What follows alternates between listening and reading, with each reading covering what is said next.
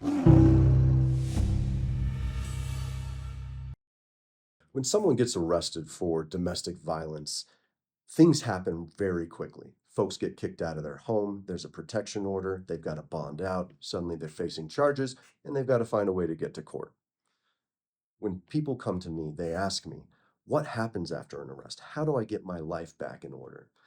And the answer is methodically, step by step, and doing it with an eye towards the ultimate goal, which is the best result in your case. At the beginning of a domestic violence case, there will be a protection order.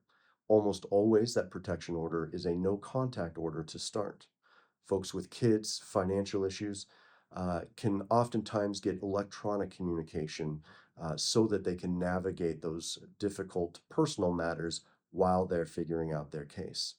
However, courts often want a cooling off period of about 30 days or more before they're going to allow for full contact. We keep that in mind when you hire Crisman Law. We do everything we can to get you back in your home as quickly as possible. Can you own a gun while a domestic violence case is pending? The answer is no. Uh, if you are charged with domestic violence in the state of Colorado, you have to surrender your firearms to someone, to a legal entity, while the case is pending.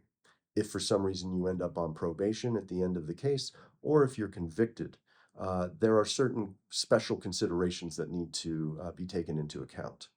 Once a case is dismissed, if you're found not guilty at trial, those are the situations in which you're able to get your firearms back. One of the things that we do at Crisman Law is try to protect all of your rights at no matter the cost. Lots of folks tell me, Casey, I don't care about my Second Amendment right. That's great. I do. I'm not in the business of giving up your rights. So we're going to try to craft resolutions in your case, whether it's important to you or not, in a way that preserves your rights and preserves your ability to own a firearm. A lot of times, domestic violence cases can affect employment. It's not an easy thing to go tell your boss or your higher ups that you've been arrested and that the allegation involves something in the home. It's important to control the narrative in these situations, and I suggest that you speak to your attorney before making any specific decisions. Oftentimes, employers are able to understand that there's a difference between being charged and being convicted. And if there's discretion and if you're honest with them, chances are they're willing to work with you.